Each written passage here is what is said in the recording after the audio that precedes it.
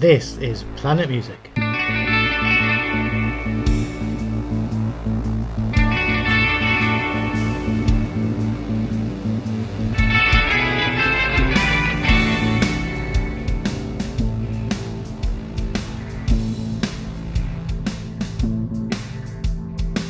Welcome to Planet Music from the makers of Planet Marzipan.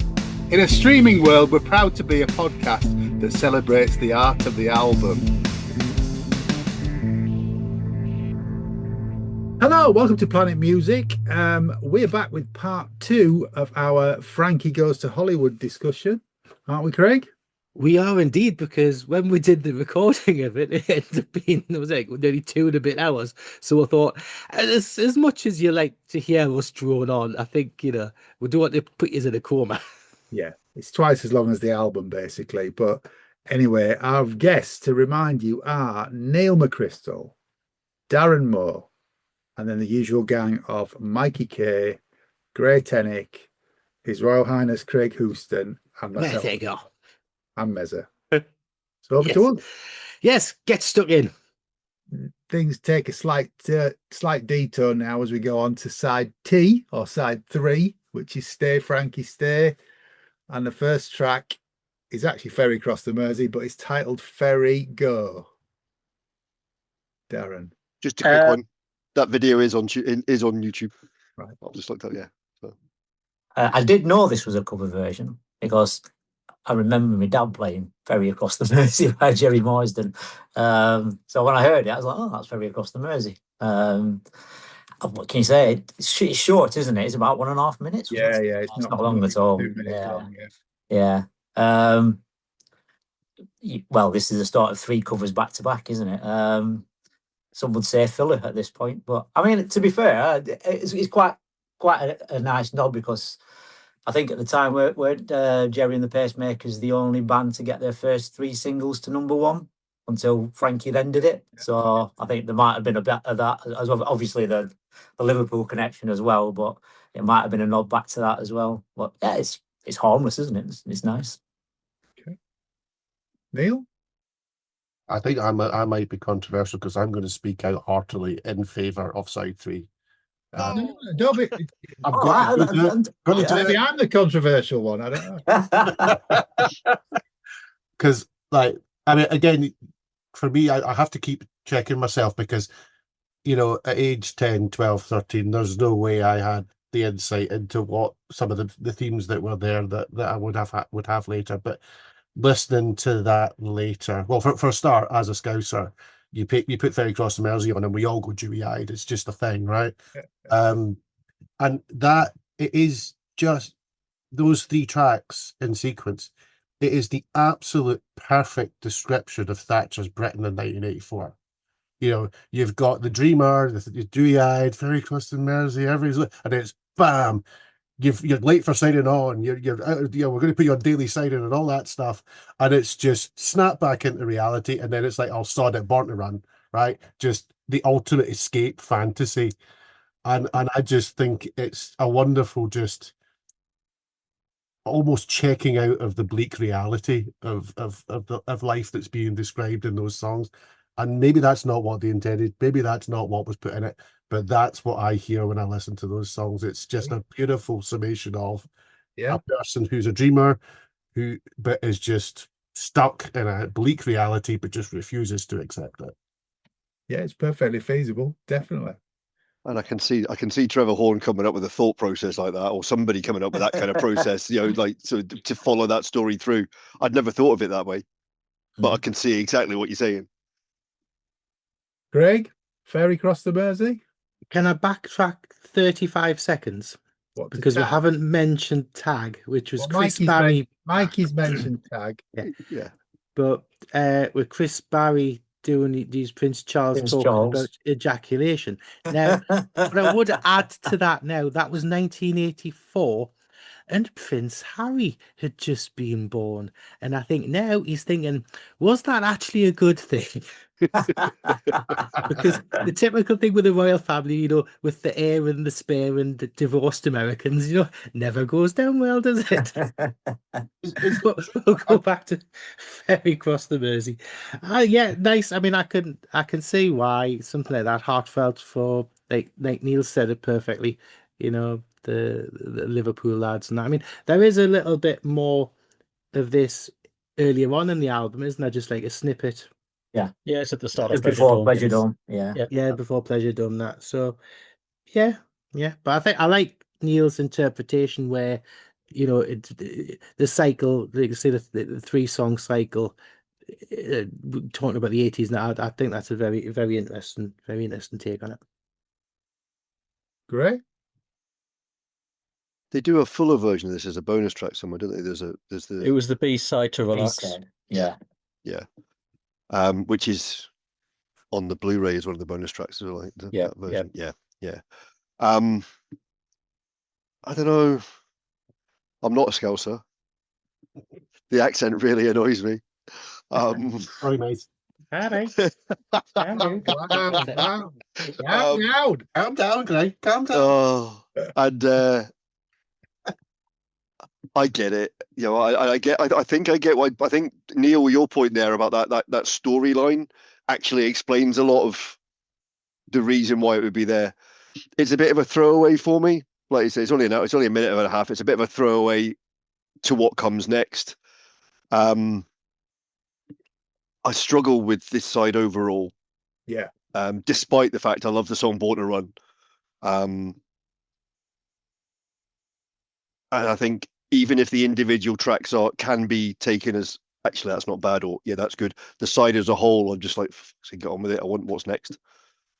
So. Okay, we shall move on. Mikey. I think this is gorgeous. And I think it works better than the B-side version that they've done for Relax. It's somber, but it's got sentiment. The effects on Holly's vocals are beautiful, just the way it's played out, and it doesn't overstay its welcome. I think there's just enough of it. I think it's the opposite of overstaying its welcome. I think it's needed at this point. I think there's been a lot of bombastic, in your face, slap around the chops with a wet halibut. It's time just to take Frankie off somewhere else, and show what else they can do, even if it wasn't all the band in there. But it's interesting that, like, from 1989, he played on the charity version of the same song for the Hillsborough Fund. Yeah. It's. Can I just say, I really don't think I want to know what Holly Johnson would do with a wet halibut. You'll find out in a few tracks' time, I think. Yeah, getting there. But yeah, I think this is harmless, and I actually really enjoy listening to it. It's really good. I think. Sorry, listeners, but John's face at the moment, it's like, what the fuck are you doing? No, it's fine. I think I'm the outlier here because this is just tosh. It's. I get the impression the band are on more of this side of the record. Certainly the first 3 tracks. It's kind of you got to let them do something. Yeah, it's just, I'm not a huge Springsteen fan. Born to Run's an okay track. Do you know the way to San Jose? The real shame of this side is the last 2 tracks are actually quite good, but you've got to fight your way through this to get to them. And I've only realised that since buying the Blu-ray, because I've played it more. Yeah. Right. I really wouldn't play side 3 of this record normally. I mean, on my notes for Born to Run, I put myself a little question on it, saying halfway through the version of it, it goes a little bit kind of almost like Rocky Horror. in my ears, you know, just feel like it's like Richard O'Brien being kind of paid a bit of money, but it's just the style that it changes. It's not quite like the Time Warp or something, but it's something that he would have done. But that's I in my think this warped this brain. run of songs is probably why the album isn't held in high esteem. It's For the me. filler Yeah. part, I think. I mean, cheap cover versions, really. yeah, I think. I mean, if we're going to lump them all together now, I think this side probably got the least play of the double album. But I never skipped it, and then I would say this probably got the least play. You know, I kind of always defaulted to sides F and G rather than T and H. Yeah. But I didn't know Born to Run was a cover either until You learn until so much from a this couple of record, years Darren, later didn't when I you? heard the Springsteen version. And at that point, I thought, oh, that's weird. Springsteen doing a cover of a Frankie Goes To Hollywoods song. I don't think I like the cover either, but yeah, when you do, it adds a new dimension. Because on one hand, this such a kind of masculine, you know, yeah. song, you know, bravado and all, and it's being sung in the most camp. As you seem like, oh, it gets a bit Rocky Horror at one, but it's been sung in this incredibly camp way, and I just love it. I'll be honest, I love Springsteen as well, by the way, and I love the original, but it just works. Yeah, so, a bit like War, I actually prefer this version to Springsteen's version. You know, but, hey. I'm pleased that you love it. I think for me, the stuff that's been on the first two sides is sonically amazing. These just a fairly run of the mill. That's all. That's the issue I've got with it. It's so different to what's come on the previous two sides. I think one of the problems is that because of the subsequent fallout and then none of the band wanting to talk about it. Nash, I used to be on one of the alternative ZTT boards, and Nash used to post on there quite a bit. And he'd discuss some things. He wouldn't discuss a lot of things. Trevor very rarely talks about the whole recording process at the time. So I don't know where this came in the process. Was this basically, we need to get an album out and we don't have any other tracks, so let's just do some covers and stick them on there? Because from a production point of view, they're nowhere near as polished as Pleasuredome and what have you. Or even some of the stuff that's coming up. You know, some of the originals, just like Black Night, White Light. Amazing. Amazing. Oh, yeah. But also, if you think, you know, if they were just wanting to get an album out, they didn't need to do this. They could have put a single album out that had it all of absolutely perfect pop, right? But they put out and it was a marketing decision, whatever it was. They put out a double album, and to make it a double album, they had to do something that they didn't have. I think, you know, because I think so. You've got three sides. If they're going to go with the stuff that they had as a band before they went to ZTT, you've got three sides anyway. Yeah. Because Wish was already one of theirs. Crisco Kisses was. Yeah. Only Star in Heaven was. Yeah. I'm not sure about Black Night, White Light. That might have come later. But it was almost like, right, we've got almost four sides. Yeah, we've got 45 minutes of music, but we can't put it out on a single album. Yeah. And they weren't doing EPs, so it was like, we need to fill a side up with some. We could do another 5-12 inches and release B-sides. Yeah. It's a little bit like they let Paul Morley do a side, right? You know, let's do something a bit edgy, a bit social commentary, off the wall, and it's completely different to everything else on the record. But if it was like, let's do some fairly throwaway covers that we're not going to invest the production time in, I think the fact that, for me at least, they managed to turn it into something as sharp as it is. Yeah. Hey, it works for you guys, and that's the important thing. That's the important thing. But that's what the whole point of this podcast is, isn't it? Different opinions. So we've just talked about 8 of the next 9 songs. So yeah, but we've touched upon them. Does anybody want to talk about San Jose? No. San Jose. I just don't like this version of it. I absolutely adore the song San Jose. I think it's one of Burt Bacharach and Hal David's finest, but no, It no. doesn't fit this really, but No, it's my least favourite song on the album. I think what you've got to remember as well, and I mean, this is probably just me, just thinking off the top of my head, but these guys were Zhang Tang Tum's first signing, and so much time was spent on those first two, and probably eating into the Power of Love's production and all the work that they were doing. They probably just ran out of sheer time. Yeah. I think had the production time been there, that either would have been different song choices or the production values would have been lifted. Yeah. And we might be having a completely different conversation now. I still listen to the album through now, and I don't skip, because I feel that each side is essentially a movement, and those songs, for ill or not, work together to an extent. It I don't just skip. could be Yeah. better. I don't skip. That's I just all. go and grind some beans and make a cup of coffee and come back and get it perfectly timed. But I think the problem for me was, like, I think the structure of San Jose has been chopped around a little bit, and the verses are condensed compared to the original version of it, and where it works, and Holly sings it great. Yeah. There's just something not right about it. It feels wrong when you're listening to it. There's something harmonically not right about it. The structure's wrong.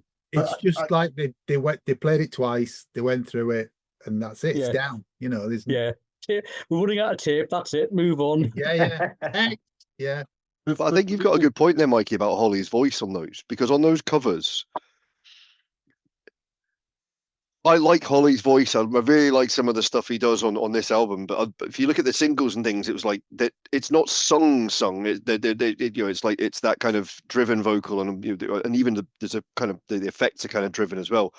But on those covers, he actually sings them really well, and you can hear there is a really good singer there. There's a really good vocalist there, which is really weird because they are the least produced songs, but his voice sounds fantastic. It really does. I mean, especially, it's very, his voice on Ferry Across the Mersey, probably because he's a Scouser and it's something that makes him feel emotional. The Born to Wrong, he's got a lot of drive to the vocals in it. And San Jose, he sings it really well. But just the production on the overall thing is just god awful. I think, Mike, you were talking about it being harmonically slightly off, but for me, that it adds to that, because if taking it in that sort of narrative that I always get now from Sighty, and I don't know what age I was when all of a sudden I went, oh, hang on a minute, but because I certainly didn't get that when I was 10, 11 or 12, Yeah. And then all of a sudden that made sense. But taking a beautiful, sweet song like Bacharach and David's San Jose and making it just slightly off, it's just slightly weird. And it's it makes it a bit more dreamlike. Yeah, I think if it had been more dissonant, I think I would have got it more. It just sounds just off for me. But, 50-year-old ears, who knows? I'm going to move on to the next track, which is Wish. The lads were here. Darren. So back to another very early original demo that they did, which was Lover's Got a Gun, I think. Yeah. It's great. It's a fun song. It shows that they were capable of writing their own stuff. And this is quite so unlike I'm not saying overworking, because it's very, very well done, but what Trevor did to Welcome to the Pleasuredome, these later tracks feel a lot closer to those demos. Yeah. Just better produced rather than throwing the kitchen sink at them. So there's a great song in there. It works, as are the rest of side 4 as well when we get there. But yeah, good song. Okay, Neil. Yeah, I think it's a good pop song. It always it sort of makes you think, look, this is a bunch of lads who are all mates and they go out and get pissed on a Saturday night. Yeah, in that whole kind of cheeky Beatles sort of way. But it's a pop song and I quite like it. I wouldn't say I would seek it out particularly, but it's where it is in the album works, I think. Craig? Yeah, what the guy said. I mean, to be fair, it's a great pop song, you know, very bass driven, and it's got the very 80s slap bass kind of sound to it. This track is in my head what I probably would have more expected as an album track on this album. Yeah. You know, it's the kind of the non-single but still poppy 80s pop album track, and I think it works really well in the confines of what it is. Okay. Yeah, it's something like I would have expected. Great. And we're just doing Wish here. We're not including Yeah, Ballad. I'm not doing Ballad of 32 yet. Right. no. Okay. Yeah, I think so. I'm not as much of a fan as either Neil or Darren, so I'm not as aware of all the sort of where the line is drawn between what was the band before through the studio and what have you. But listening to what's been said, what Craig said about this is what you would have expected as an album track for this. But I think it's also, as Darren said, that kind of indication of that they were a band beforehand and they were capable of writing songs and they were capable of their own sound and their own thing. And it's quite funny because if you listen to this and you listen to Two Tribes or you listen to Relax, you can hear what an original version of this might have ended up if they'd done that same kind of kitchen sink Yeah. production with it. Yeah. But it's really great. You know, it's certainly one of the two highlights on that side. Mikey. I wrote down for this White Boy Funk. I actually really like this one. And it's interesting that after Holly left the band, the rest of the group weren't professionally gigging as the Lads. So it makes me wonder if it was just them flexing the muscles a little bit on the side of the album, you know, doing their bit. And for the most part, it works really well. I like the last minute or so where it picks tempo up, and you've got a rhythm part to it, which is a throwback to I was going to say Thunderdome there, Pleasuredome. Again, I agree with Craig. It does feel like this is the first non-single track on the album, which feels different, yet it works really well. And an absolute pity that it didn't get worked on a bit more. Yeah. It's the real jewel of this side for me. The rest of it is not up to this standard. I don't think anything else on this side. I think it's great. I think it's a really good track. As Craig says, you know, it's what you'd expect from Frankie. And it's possibly a bit of a pointer to the second album as well, if I'm honest. Yeah. It goes into comedy style, goes into the Ballad of 32. Darren? It's the one when you're a 13-year-old lad you have to turn off because what you're listening to. Right, yeah. I mean, I to be honest, I don't know who actually plays on that because it's quite guitar-led instrumental. Yeah. Whether that is all Steve Lipson or whether Nash is playing on there or whatever, I don't really know. They're not credited if they are. No. They're credited as writers. But yeah, I mean, it's an interesting musical interlude. I think kind of fits Western soundtrack. fits with Relax and Tag and other and Chris Kisses. Although I think there's a female in there, which definitely not Holly's singing, isn't it?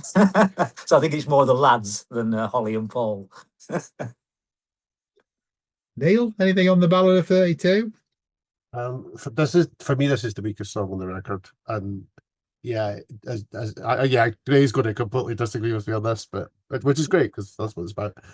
But as Darren says, it's the one when you were 13 you had to turn down. But I'm afraid now as an adult I listen to it, it's just cheesy and crass, and I'm like, there's so much that they did on this record that shocked in new and innovative ways, and this feels like they went, let's just put some sex noises on. Oh, snipper, snipper, snipper. And I just find it just a bit shit. But what I do love about this is, and I think I remember this right, but I couldn't find the original CD to check. But I have memory, and Darren, you'll be able to tell me if I've made this up or not. But the title of the song appears 3 or 4 different places on the CD, once on the back, once on the disc itself, and once in the booklet, and it's spelt differently in every place. So one place it's ballad, one place it's bald, one place it's bollard. I'm pretty sure I didn't make that up, but I couldn't find a copy of the original CD to check. It might be in the garage because the only one I've got inside is one of the expanded versions. Right. Darren, check that up for me. I will. I'll look into that. That's a memory I have of it, and I hope to God I didn't make it up because that was Good story if you did make it up, yeah. Craig, anything on the Ballad of 32?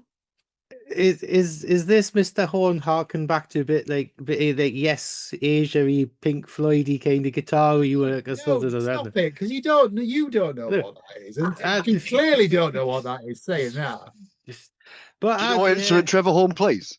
That comment is on a par with Andrew Barnsley Wood's comment about this being a Yes album. Fucking rubbish. But the thing is, though, is I think what would have done, how you got the sex noises, I think what would have actually improved it slightly if we'd got a complete Allo Allo with it with René Artois and Michel. Absolutely. Oh, René! Michel. Could have added some good comedy value to that. Yeah. That's 2 podcasts running that you've mentioned Hello Hello. You what might be. I think we need to do a Planet Allo Allo podcast. I think it's probably it's about time. Planet sitcom. Yeah. Mikey with his little tank, he'll be great. Go on then, Gray, the Ballad of 32. So I totally agree with the crassness of the noises and the sex and all that kind of stuff. But musically, there's something about this which hooks me. And I don't know if it reminds me of something else. Or I mean, I've just been trying to find out if Neil was right, and I've tried to Google like different versions of Ballad of 32 on the CD cover and that, but there's all sorts of nonsense comes up on Google AI and Meta and all that kind of shit. But one of them is Frankie Goes To Hollywoods, the Ballad of 32, totally sounds like a Pink Floyd song. No, not quite. However, that's Mr. C. Houston. Yeah, exactly. But to me, there's bits of it. So it's guitar led, as we've said, and there's bits of it. There's an instrumental section, and I'm not sure if it's on Dawn Razor or what have you from Frankie Goes to Nephilim, Fields of the Nephilim. And to me, it takes me back to one of the. I think it's that track.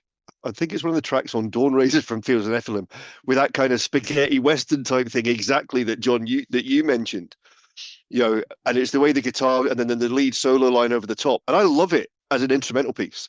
It's crass as fucking, it's childish and it's just horrible. But musically, I love it. Absolutely love it. Mikey, what I was thinking, do you think Michael Cretu had a listen to this track when he was putting the Enigma stuff together, like Principles of Lust and all that kind I of... love, don't even dare slag in that album. That's right. No, I mean, Mikey love Enigma. So can I pick up on something that Mikey said earlier on? So Mikey was like, yeah, I think of this as White Man's Funk, which was the previous track, wasn't it? Yeah. It's really funny because in my head, there's a line directly from Hot Space, Queen, to this album. Don't ask me why. Maybe it's maybe it's Freddie Mercury with his leather hat and tight shorts on. I'm not sure, but there is a line from Hot Space to this album. There's something in me links those 2 albums together, and it's into. But it's also Hot Space was the headline when it came out was Dirty White Funk, so that just made me think of that. Yeah, that synergy. But yeah, I don't know why there is a link, but for me, Hot Space to this, there's a direct line. I get that. I'd never thought about it before, but I completely get it. Mikey. I really like this. I think it's the best track on this side. For me, I'm going to do a Craig. It's New Wave Does Prog. God, here we go. It's And not prog. So I didn't say it was. Don't start chucking rotten tomatoes at me. you didn't say it was. You just said it was yes and bloody everything else. And, yeah, maybe the Buggles, but not yes. I won't go any further into it, but just as a side, I did actually have a bit of a dig into this one, and apparently the moans are a sample from a erotic classic, inverted commas, and I wouldn't know it, but if anybody does know it, it's by a guy called Henry Packard, and the film is called Babylon Pink. Yes. I think I saw one of the sequels. Was it called Babylon 5? Babylon 5. I don't remember there being that much action in that kind of thing. Which one's pink? You've got nothing else to say about the ballad. Which is probably just as well, John. It's shit. Side 4, side H, Play Frankie Play, starts with Crisco Kisses, Darren. Great, love it. Another one of their original songs, going way back. I mean, I think Mike Reid would have had a meltdown if he'd have realised what this song was about, if it had been a single. But yeah, I mean, it's a good tune. It shows again they could play a bit like Wish You Were Here. Wish You Were Here. Yeah. Wish the Lads Were Here. Wish the Lads Were Here. Wish you were here, slightly I'm different. going back to slipping back into Pink Floyd. We do the prog The thing prog again. version. Yeah, I mean, it's probably only a song that they could get away with in that time. When you read the lyrics, fit you like a glove, my love.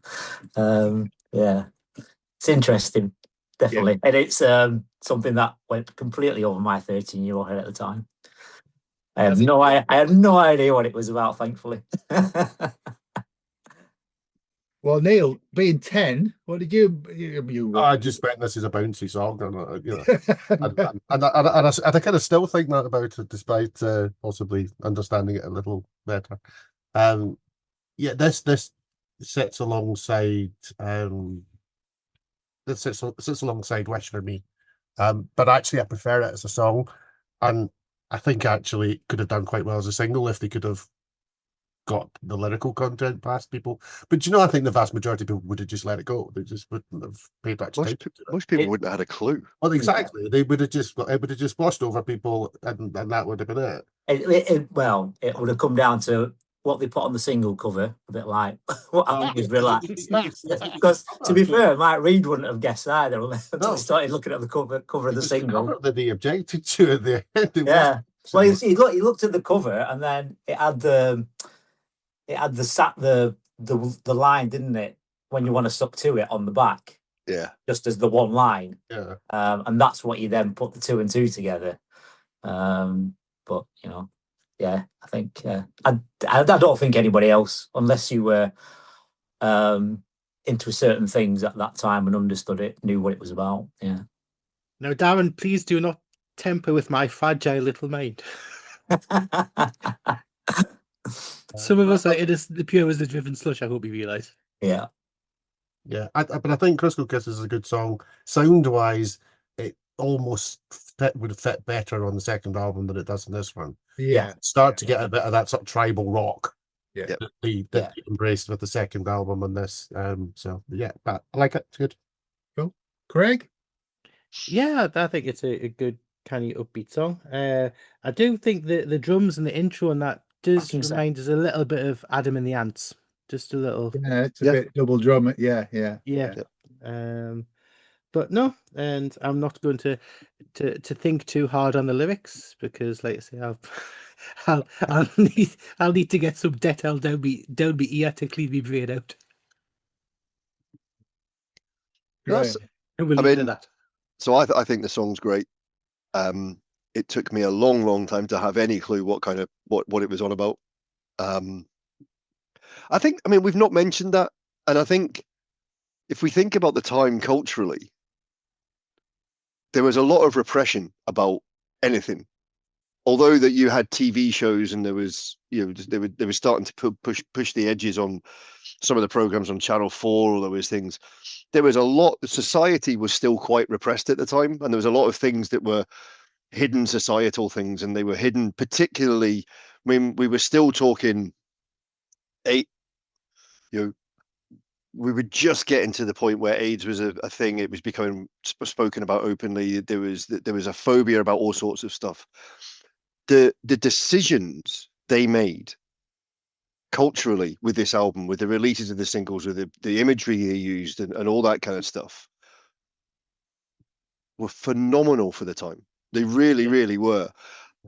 As a teenager, I was just like, oh, well, that's different. Had no idea how dangerous, how risque, how whatever some of the stuff was. You knew it was rude. You knew it wasn't meant to be talked about because you were a kid and you're like, oh, mum doesn't want me to buy the single. No clue, really, what it was about. But you knew it pushed. You knew, and as I grew up and you become more aware of it, it was brave, really. But they played on that ambiguity as well, didn't they? Yes. Yeah, and I mean, Holly Johnson has been quite open about the fact that he used Crisco Kisses as a term because he knew that nobody would know what it meant. Yeah.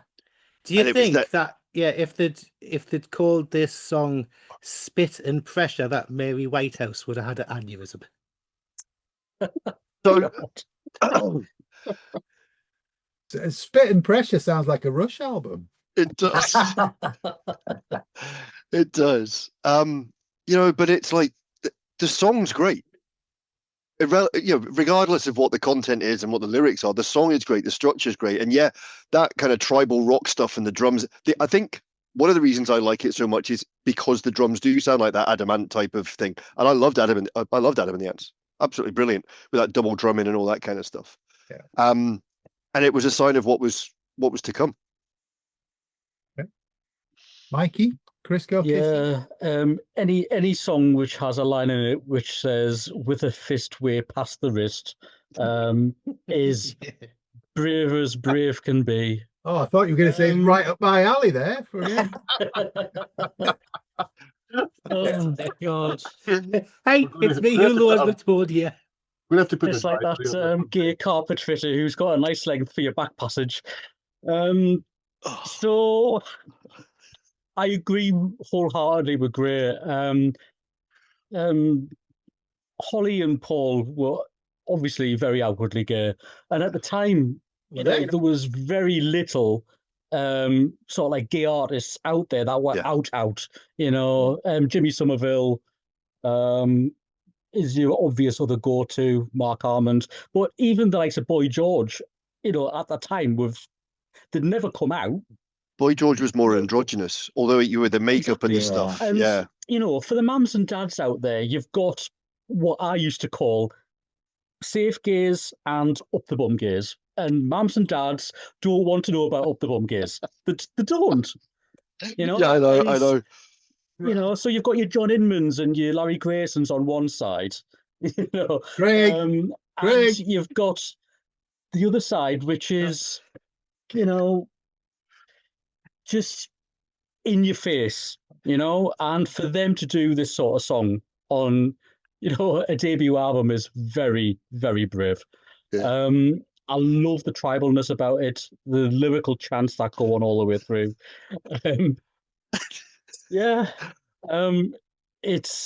It's a very, very clever song. And if it had been on Hot Space, it probably would have been called "I Can't Believe It's Not Butter." Because Brian May wouldn't have let them get away with Crisco. Simple Well, as. if we're going down and we're going to get cancelled, we're going down swinging. Oh. I think it's a good track. I've left a space because there's going to be got to do an edit there.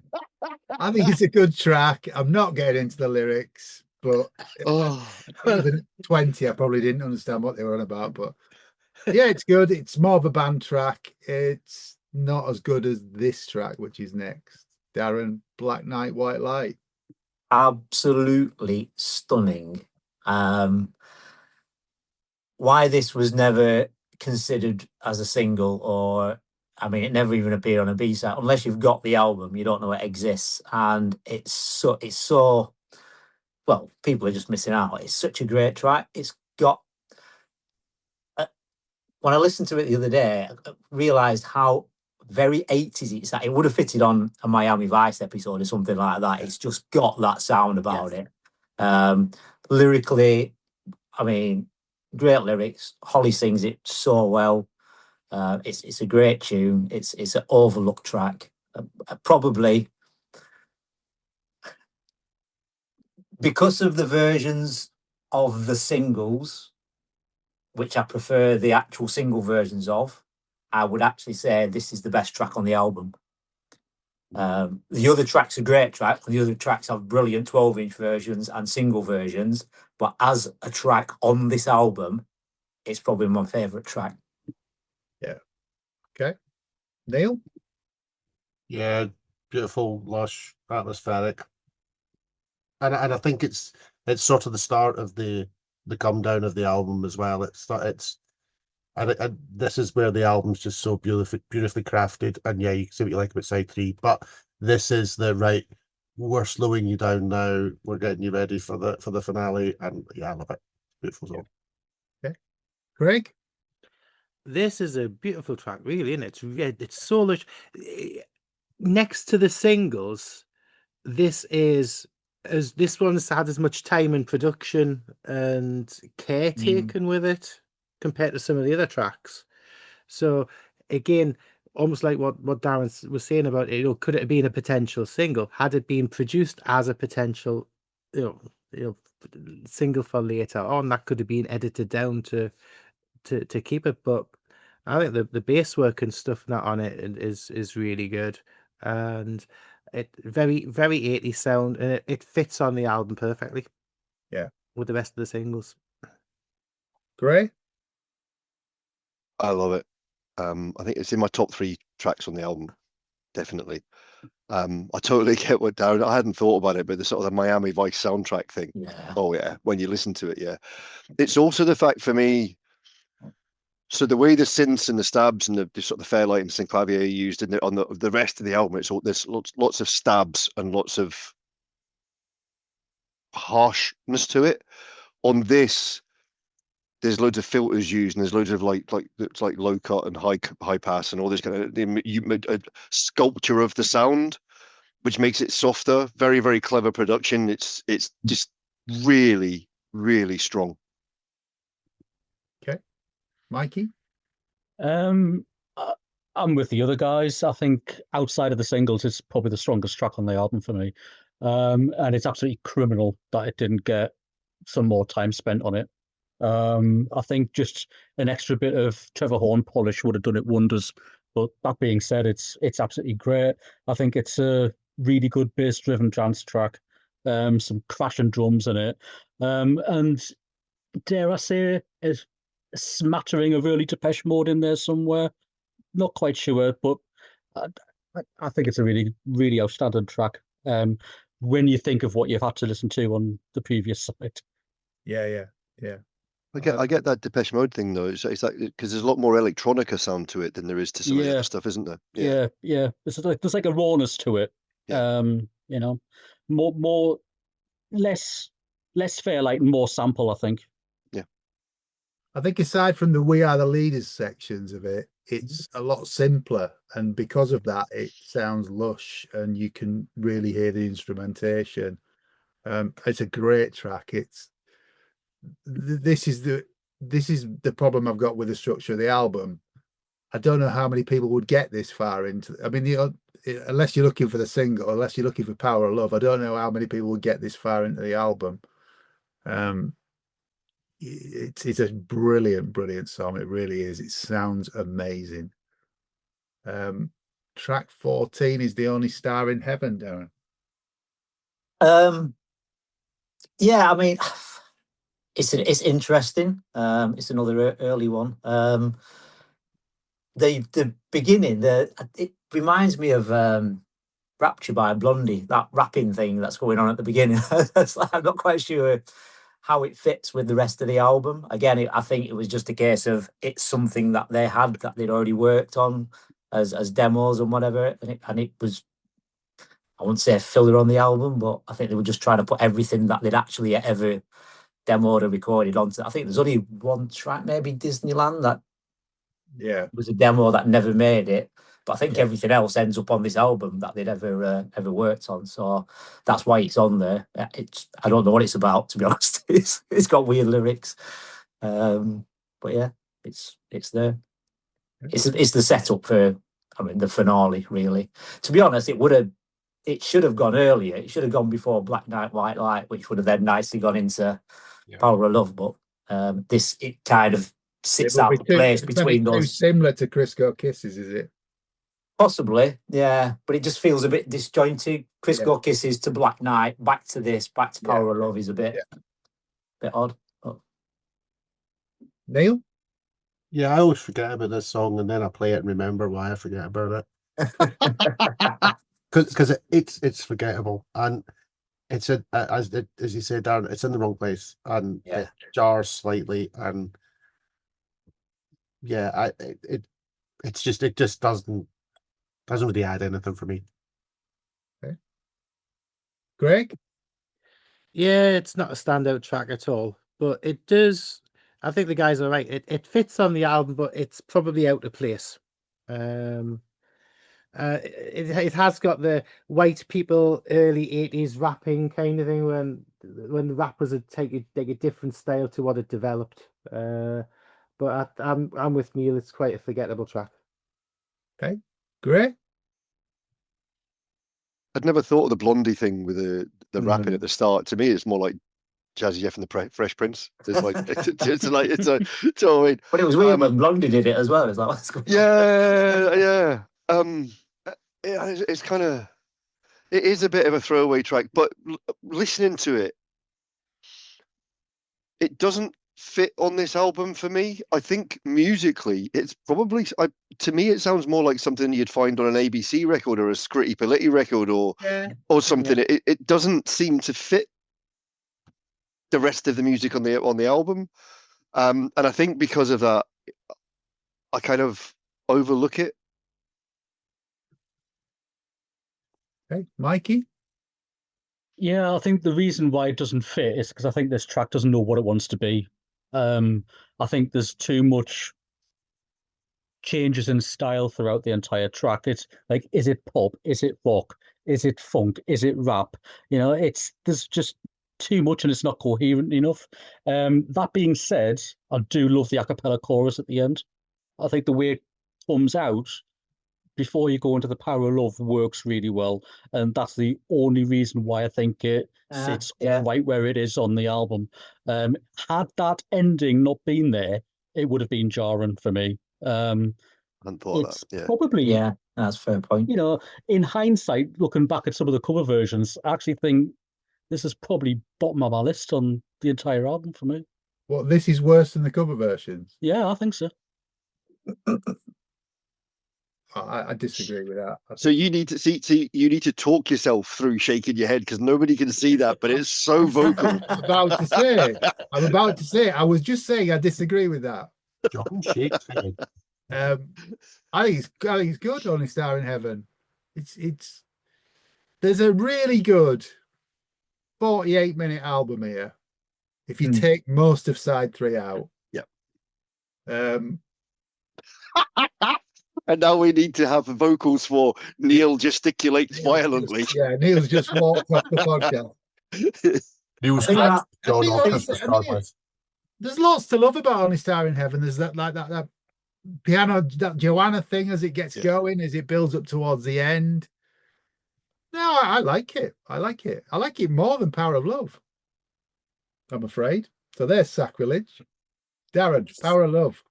Dead to me. You said what? You like this more than Power of Love? I like it more than Power of Love.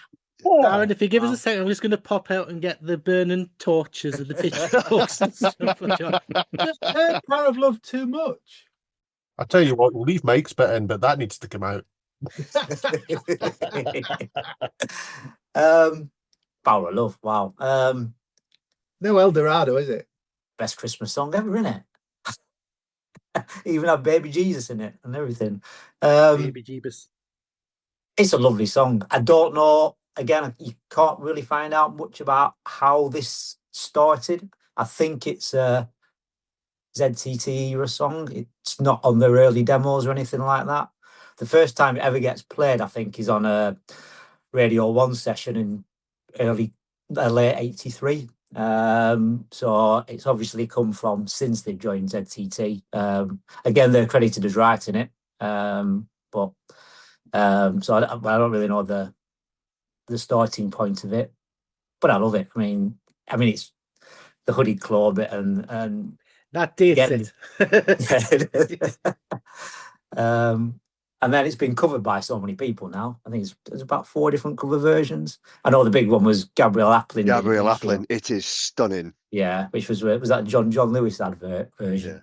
Yeah. Got to number It 1. says there's a John Peel session version from '83. Yeah, that's the end of '83. That was the first time it was after played. they've been signed. Right. So I think it's sit after they joined ZTT. But yeah, I mean, it's a great way to end the album.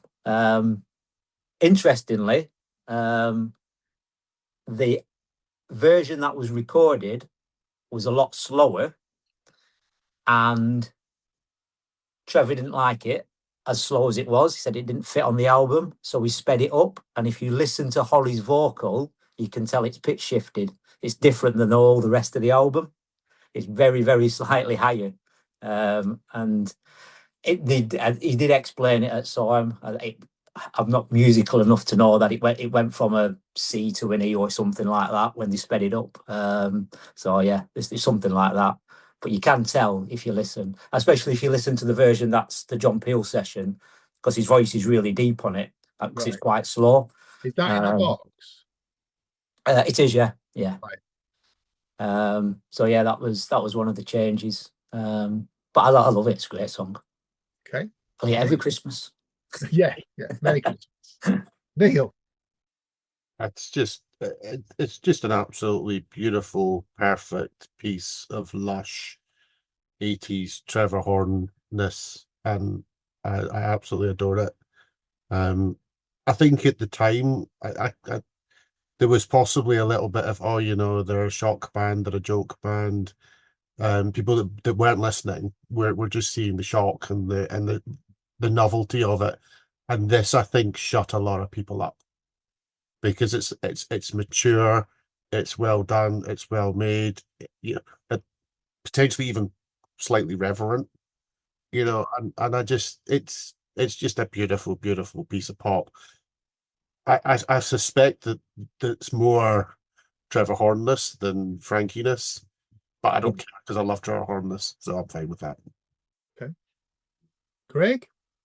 It's a fantastic ballad. Now, the one thing I do remember when I first heard it, and it only lasted not very long at all, because vocally, when I first heard it, I thought, is this actually Boy George singing it?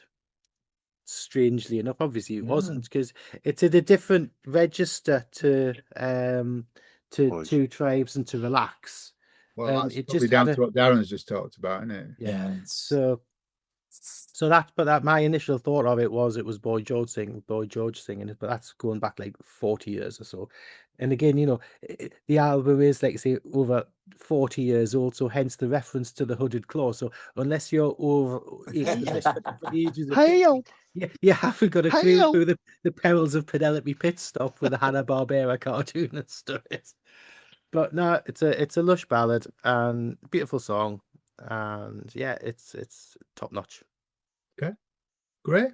Just my favourite song on the album, by a country mile. There's just something to it, and I think it's the maturity and the reverence in it that Neil talks about. I've just been looking at, I don't know if you've all seen the quote that's on Wikipedia. Holly Johnson, who co-wrote the song, later reminisced, "I always felt like The Power of Love was the record that would save me in this life. There's a biblical aspect to it. Its spirituality and its passion, the fact that love is the only thing that matters in the end." And it is, and you can hear it. So I think the reason I like the Gabriel Applin version so much is because it started off with just a piano, and it's so bare, but you can hear the power of the song because it's just the voice and the piano. You can hear that the structure's fantastic, the lyrics are fantastic, the melody's fantastic, everything about it is so well done. And the point that Neil made there about that, it was shock and awe. I mean, it was the first two singles, just like, yeah, have some of this. We are in your face, and everybody and all the adults were going, "Oh, it's bloody Youth of Today," all that shite that they listen to, blah blah blah blah. And then what 3 weeks before Christmas, number one, with something as benign as that. Do you know what I mean? It is just obviously it didn't keep stay at Christmas because Band Aid whipped up a fury and everything took over, but and let's be honest, the only reason it's known as a Christmas single is because of the video, because the lyrics aren't about Christmas. It doesn't, to me, the lyrics don't sound biblical. It's a love song. But it is just fucking gorgeous. It really is. Mikey? It's joint number one favorite on the album alongside Two Tribes, and for two completely different reasons. Anne Dudley's orchestral arrangement on this is just off the charts, and I love so much of our work. But this was my first introduction to Anne Dudley, and it's never waned since. I think she's an absolute genius. There is a 12-inch version of this, which stars Mr. Barry again doing an impression of Mike Reid on radio. And in the single. I'm not gonna play relax, but it goes into a beautiful instrumental only section, and you only get the song for the last like 4 minutes, and it's like a 9-minute epic. It's absolutely fantastic. So if you love this song and you've never heard the extended version, get it listened to. And if you love the instrumental, there's a version of Power of Love, which is called, in brackets, Best Listened to by Lovers, which is practically just the strings with a little bit of drums. Yeah. It is, it's heartbreaking. It is absolutely sublime. It's just, it's your reward for the rest of the album, as far as I'm concerned. Certainly for side 3. Sorry, dude. I'm not here to debunk any of what you've said. It's a beautiful song. I think I've just heard it too much. That's all. At the time, you couldn't escape it, and rightly so. Rightly so. But there's far better stuff on this record for me. Far more interesting stuff. That's not to denigrate the Power of Love. It's a wonderful, wonderful song. The album ends with a 1 minute 8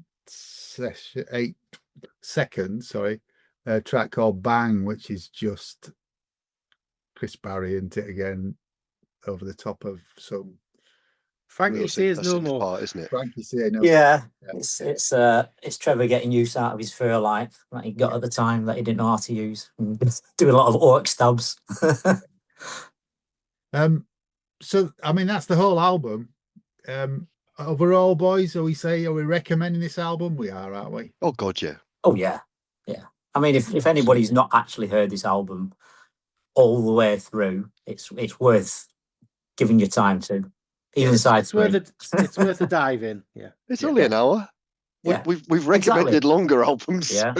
Yes, we have. Well, in fact, talking about the album, you could have listened to it twice for the length of this podcast. You could, yeah. Is it really? There are lots of reissues of this album, not in chronological order. It's just been issued by Super Deluxe Edition as a Steve Nielsen surround Blu-ray. Yeah. And I think it's downstairs. Five of us on the pod have got it. I have. So what do you think of it? I don't want to do it track by track, but what do you think of the mixes? I'm only going to comment on the Atmos mix because that's the one I've listened to most recently. Yeah, I have listened to the stereo mix. I didn't notice much difference. The problem is it was so well produced in the first place. There's it's difficult to do anything with it really. But I do like the Atmos mix, and it's quite sympathetic. It's not ridiculously. I don't know if anybody's heard the SACD that came out in 2000, which was 5.1 mixes. I think it was called the Sonic Collection. Oh yeah, sorry, yeah. Same time as Maximum Joy. Yeah. And they are they are just throwing everything at the kitchen sink and throwing everything around every speaker for effect. Whereas this, Stephen Wilson's done a good job of it, actually. It breathes, it gives all that lush soundscapes chance to play around, and I love the Anne Dudley's piano wraps around everything, and it's great. It's a great mix. But like I say, from a stereo point of view, it's hard to beat the 1984 original as it is. Neil, what do you make of the Blu-ray? My opinion on remixes, particularly surround, is well documented, and I shan't share it again here. Okay.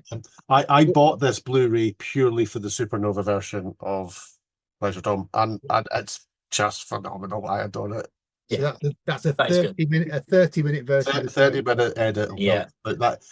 I swore blind I wasn't going to buy any more Blu-ray audios because they just annoy me. But when I saw that was on there, I went, okay, you got me. And it's fantastic. Okay. Well, we're big fans of SDE audios, aren't we, Gray and Mikey? So Yeah, we are.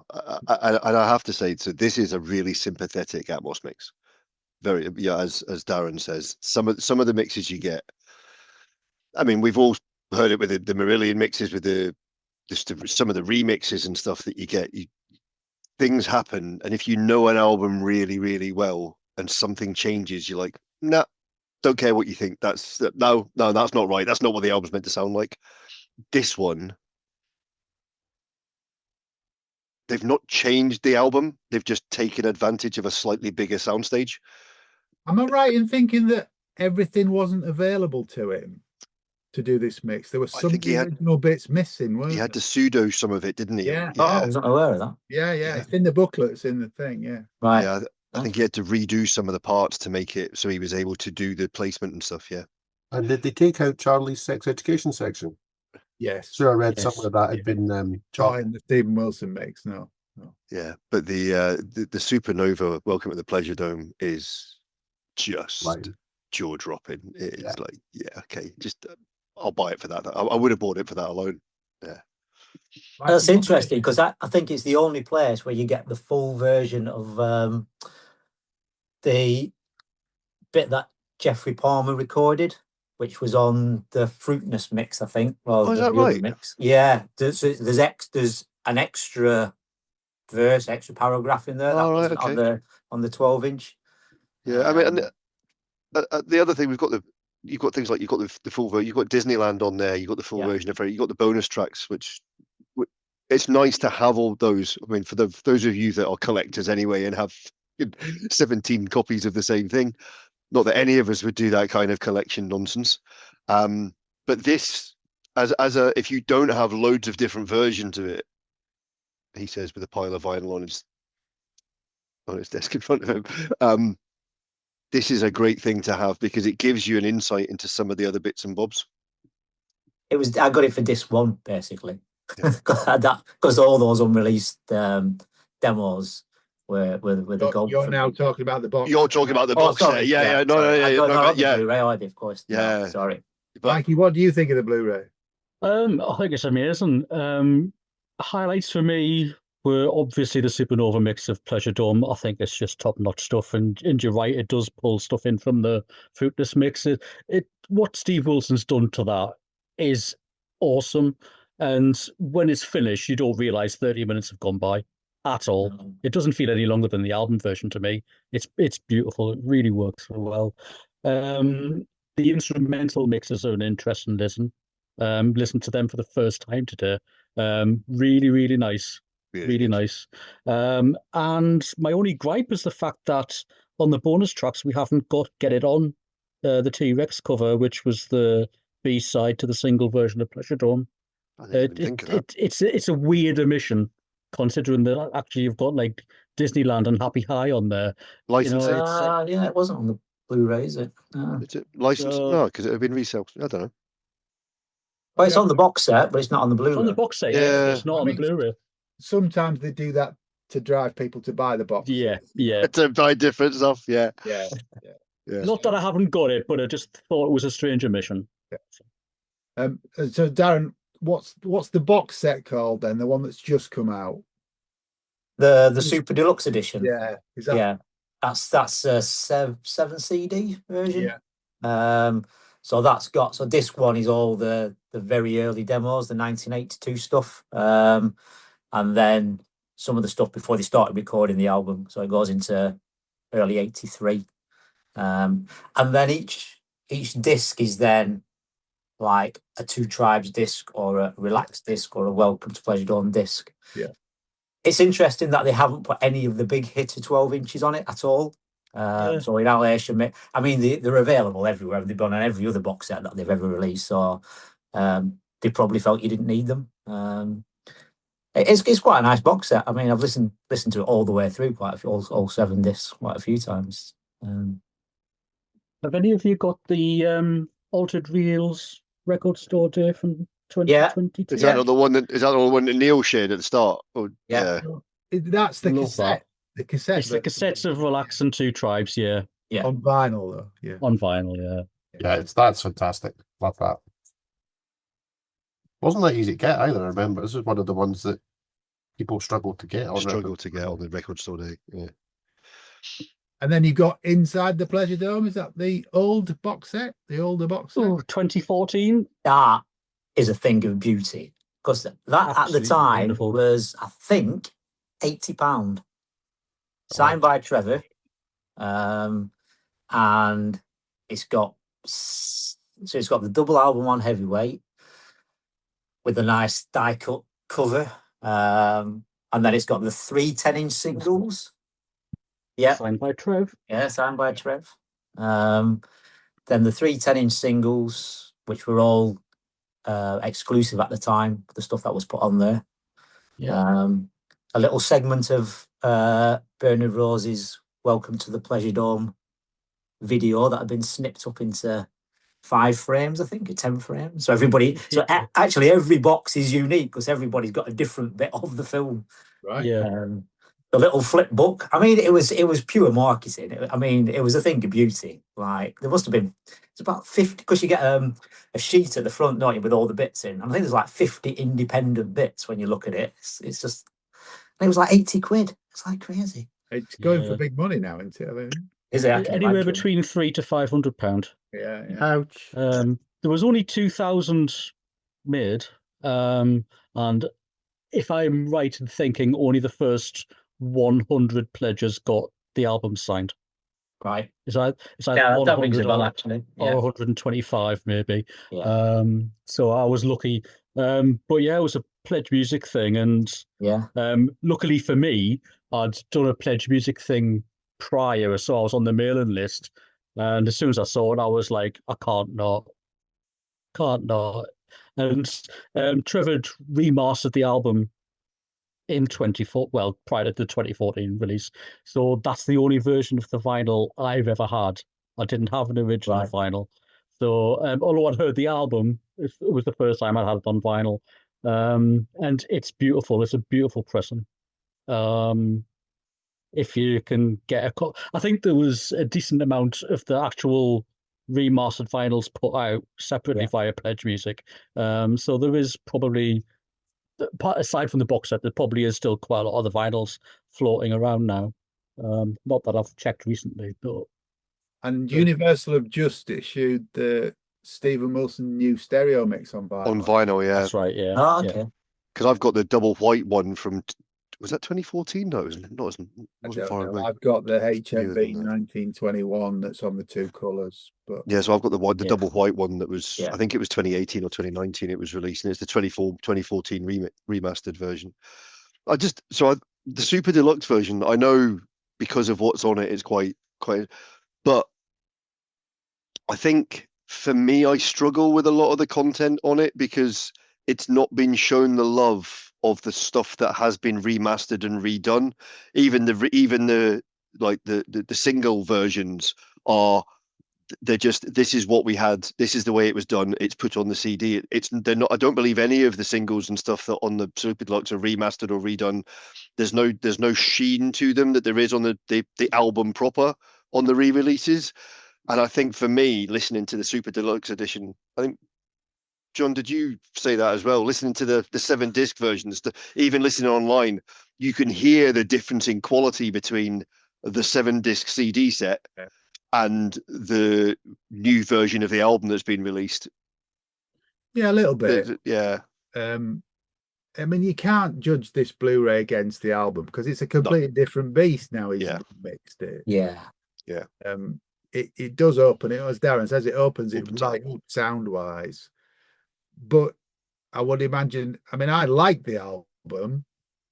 But unlike a couple of you guys on here who absolutely love this record, I'm sure the Stephen Wilson thing is I mean, it's not massively different, but it's different. And similar to what you were saying, Gray, if there's an album that you love and it's not quite the same, there's an element of that about it. It's worth pointing out that because it's now Universal, it's the first compilation that any of the band members have been involved in. Oh, is it? Yeah. Really?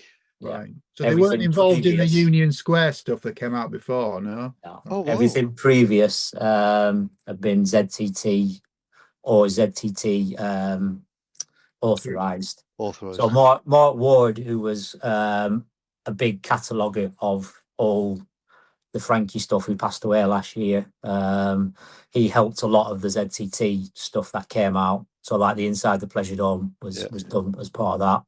But none of the band had ever been involved until this Super Deluxe Universal. So they had a say in what was put on it. That's crazy. Mm-hmm. Well, yeah, Nash was always Nash was one of the most vocal. Like I say, he used to go on the forums, and there was no love lost between him and Trevor. Yeah. Well, I think we've talked for twice as long as the album is. One thing, just question: does anybody go and see when Holly did it live? Yeah, I went to Bath last year, Bath Forum. It was good. So did they play the whole album at all? Was it which way did they do it? No, it was I think, apart from the 4 singles. And side 3, obviously. Yeah. He did Pleasuredome. He did the 4 singles. And then he did stuff of his own. Did he do Watching the Wildlife? I think he might have done Watching the Wildlife. I can't remember the set list now. But they didn't do the whole album, no. So I went to Liverpool in when they did the Eurovision. Oh yeah. I thought I had to go for that, for the one song that they did. And that's interesting because that was the BBC. That wasn't them. BBC said they could only do one song. And I've heard that independent. Nash did a podcast where he said that, and Holly did a podcast. I think that was a Raconteurs one, where he said the same.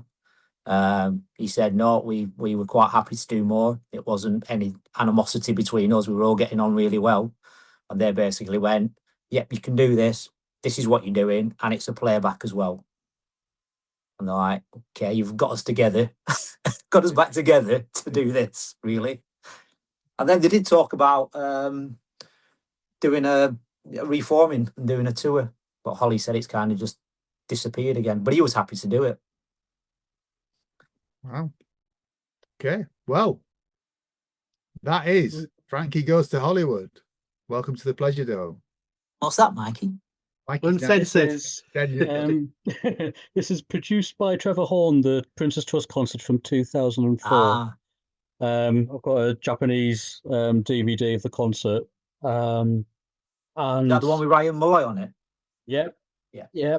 And they did 2 Tribes and Relax, and it was and Welcome to the Pleasuredome as well. Absolutely fantastic. And if you haven't seen that concert in full, you need to dig it out from somewhere. It's Trevor Horn at his best. Has that got Grace Jones in it? Has that got the Grace Jones stuff? Grace Jones, yes. Pet Shop Boys, ABC, Buggles. He talks about that in his book. Yeah, he talks about that show in his book. Law's on there, and Dudley's. The whole lot of noise gangs there.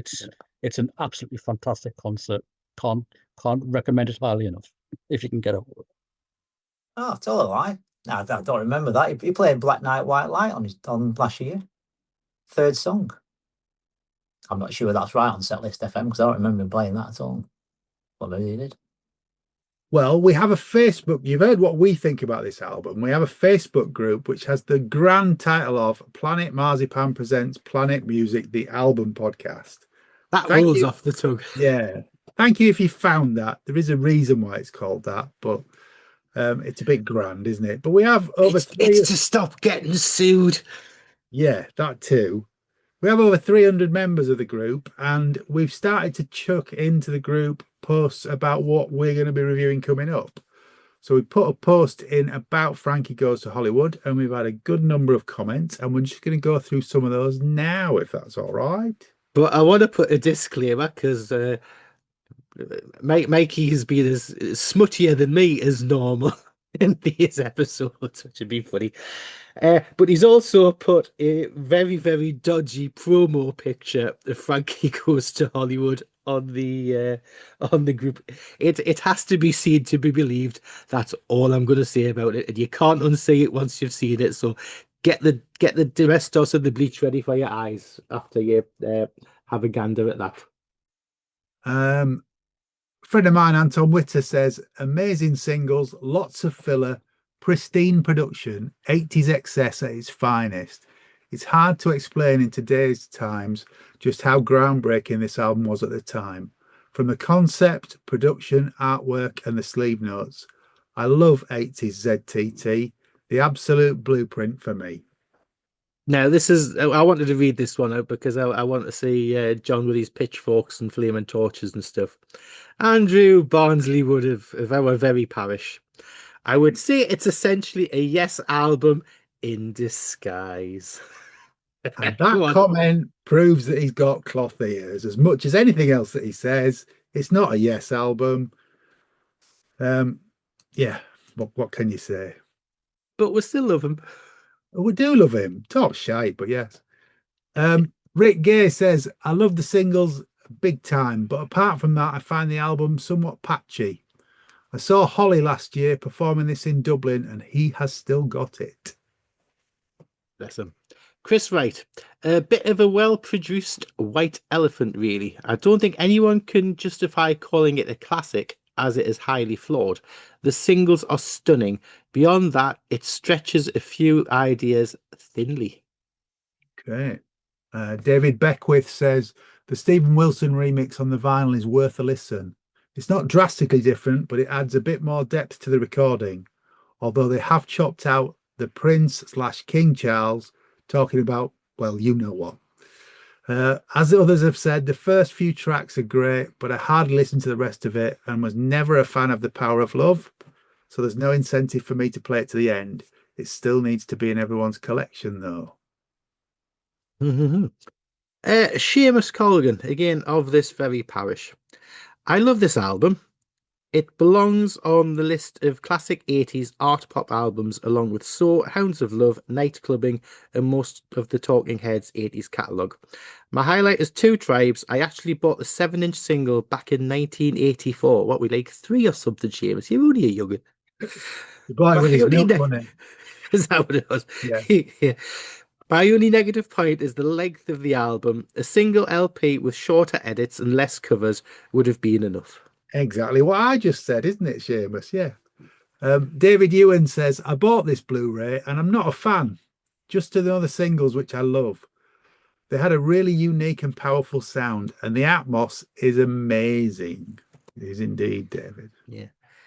David Moy, this album is the very definition of bloated. Although the singles remain timeless slabs of pop history and the title track is phenomenal. The less said about the cover of Born to Run, the better. However, I have remained a Holly Johnson fan ever since, and Blast is a classic album in my eyes. Which Mikey K has agreed with, yes. Colin Pownell says, amazing album, and I can remember buying it on the day of release. A masterpiece, in my opinion. And then Steve Guttridge says, Oh, yeah, it's a good one. Is it prog? Discuss. He says yes. But you weren't allowed to say yes because Barnes said yes. Oh, we're getting too yes-ish. Yeah. Carl Wilding. I really like it. There's definitely some filler on there. The title track is the best song for me, and oh God, I'm getting as bad as you for I think. And I'll embarrass myself now by saying how much I love their cover of Born to Run. I prefer it to Springsteen's original, which to my ears sounds slow and laboured by comparison. I don't think either version's slow, but I know what you mean. Okay, so that's some of the type of discussions that are happening in that Facebook group. So please join the Facebook group. It's Planet Marzipan Presents Planet Music, the album podcast. And also, while we're on the subject, if you like the podcast, would you like and subscribe, because it helps us get us out to other people? Oh yes, and chuck us some reviews as well. You know, explain how much that I talk bollocks and that I haven't got a clue what I'm talking about, stuff like that. I don't mind. I've got broad enough shoulders. Until you get him on an album that he loves, and then it's a different matter. But yes. Anyway, back to Craig and me and the guys. Anyway, that's what we think of Frankie Goes to Hollywoods. Welcome to the Pleasuredome. All nearly 2.5 hours of it. Hey, Yeah. hey. Contentious us now. We just, all that remains to be said is thank you very much to our guest, Darren Moore. Thank you very much for having me on. Thank you, Darren. Thank you, Neil McCrystal. Thanks for having us back. It's been good fun. Thank you, Neil. And thank you to our regulars, Graham. All right, thanks. You're all right there, mate. Yeah. Thank He's you just happy to somebody say that he's regular. Yeah, Mikey always wants Thanks. a bonus disc. Kay, Thanks, guys. It's been a pleasure. thank you, Done. mate. And thank you to Craig. I'm just happy not to be the filthiest person on the podcast for once. No, you normally are, aren't you? I can't We'll wait to hear pick how it, much you of know. this gets edited. Maybe we'll talk about a record you know next time. Thank you for listening. We'll be back in 2 weeks' time with another album. Take care. And stay alive. Hey.